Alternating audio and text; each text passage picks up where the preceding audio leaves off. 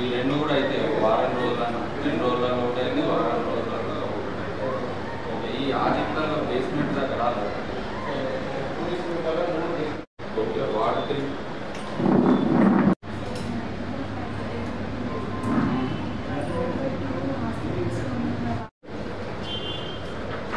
అది విజిట్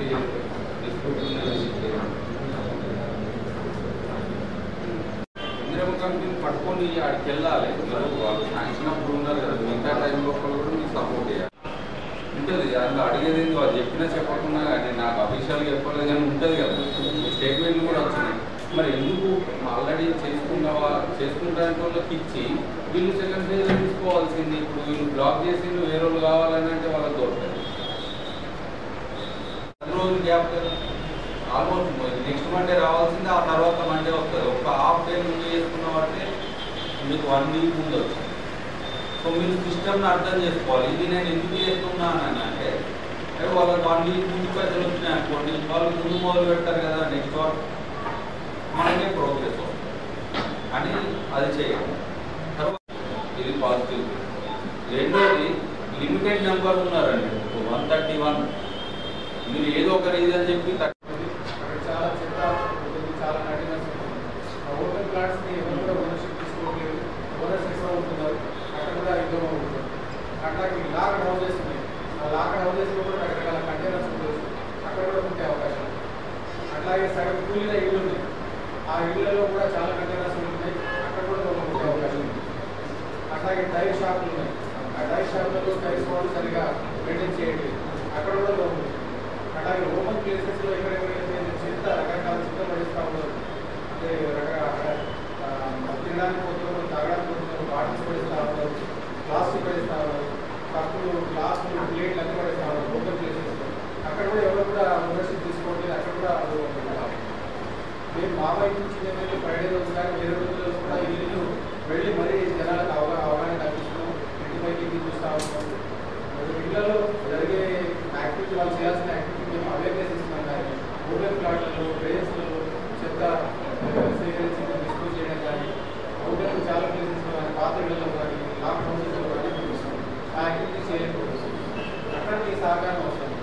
అలాగే water supply department నుంచి కూడా ట్యాప్స్ ఎక్కడైతే లీకేజెస్ ఉన్నాయో ఆ లీకేజెస్ అన్ని కూడా వాళ్ళు కంటెంట్ చేసే ప్రయత్నం రూరల్ సప్లై వాళ్ళు, రూరల్ వాటర్ సప్లై వాళ్ళు చేయాల్సిన అవసరం ఉంది.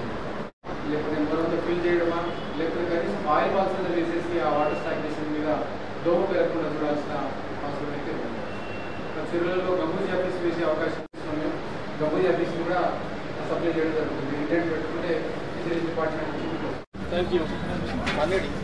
అన్నారా వీలైనంత మందికి ఏమేమి యూనిట్స్ ఇప్పించారు.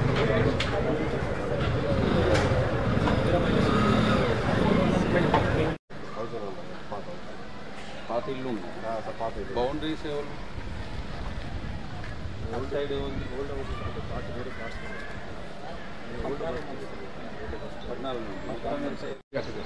ట్యాక్స్ ల్యాండ్ మీద ఏరియా ఉంటుంది. ఎంత వస్తుంది మీకు?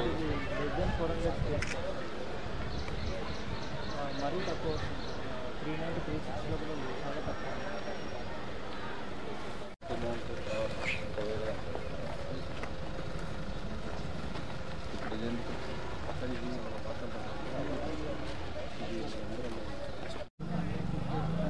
వాళ్ళు కూడా స్లాబ్ అయినాక వాళ్ళు కాదు, ప్లింత్ బీమ్స్ వేయాలి మనకి. మళ్ళీ మనం వచ్చినప్పుడు ఫస్ట్ బేస్మెంట్ లెవెల్కి ఐడెంటిఫై చేయాలి మనం ఇందులో. తర్వాత మొదలు వచ్చిన ప్లింత్ బీమ్స్ 2 to 5 ఇంచెస్ ప్లింతే ఉంది. సో బేస్మెంట్ ఎప్పుడైంది ఇది? అన్ని బేస్మెంట్. మేస్త్రి సార్ మేస్త్రి సార్ మాకు 3 నెలలు పట్టింది, 3-4 నెలలు. సో ఏమన్నా ఇష్యూ ఉందా? అయిపోద్దా? అయిపోద్ది. ఇష్యూ ఉంది. వీళ్ళకి ఫైనాన్షియల్ అసిస్టెన్స్ వచ్చింది ఏమన్నా? వచ్చిన కళ్ళు కట్టుకోలేదు.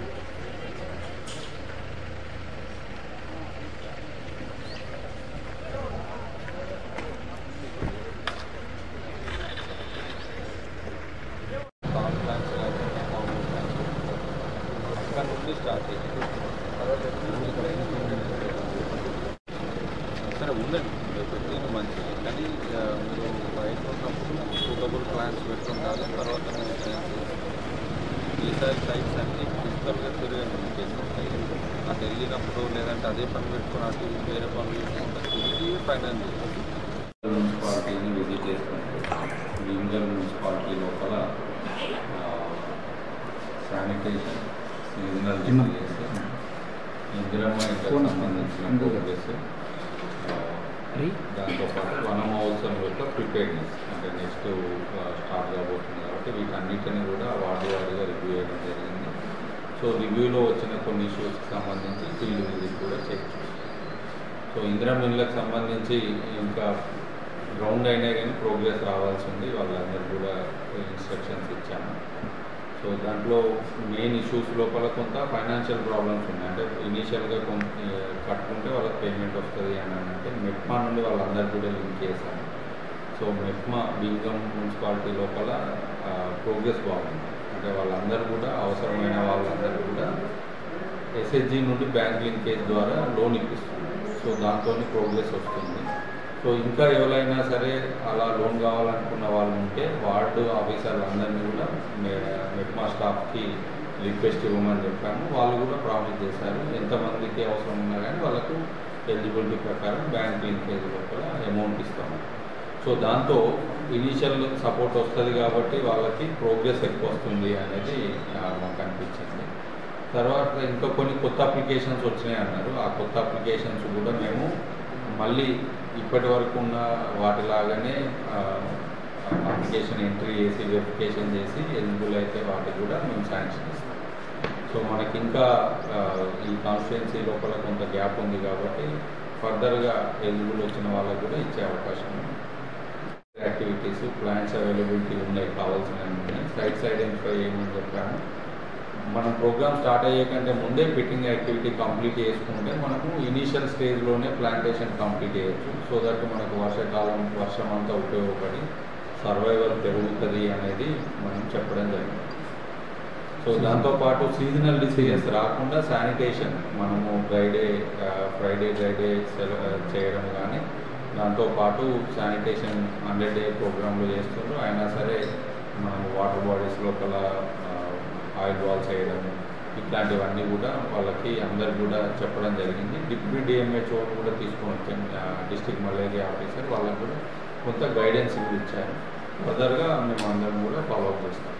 సో ఇప్పుడు ప్రస్తుతానికి తహసీల్ ఆఫీస్ లోపల భూభారతికి సంబంధించిన యాక్టివిటీ జరుగుతుంది. మనకి రెవెన్యూ సదస్సులు అయిపోయినాయి అన్ని గ్రామాల్లో.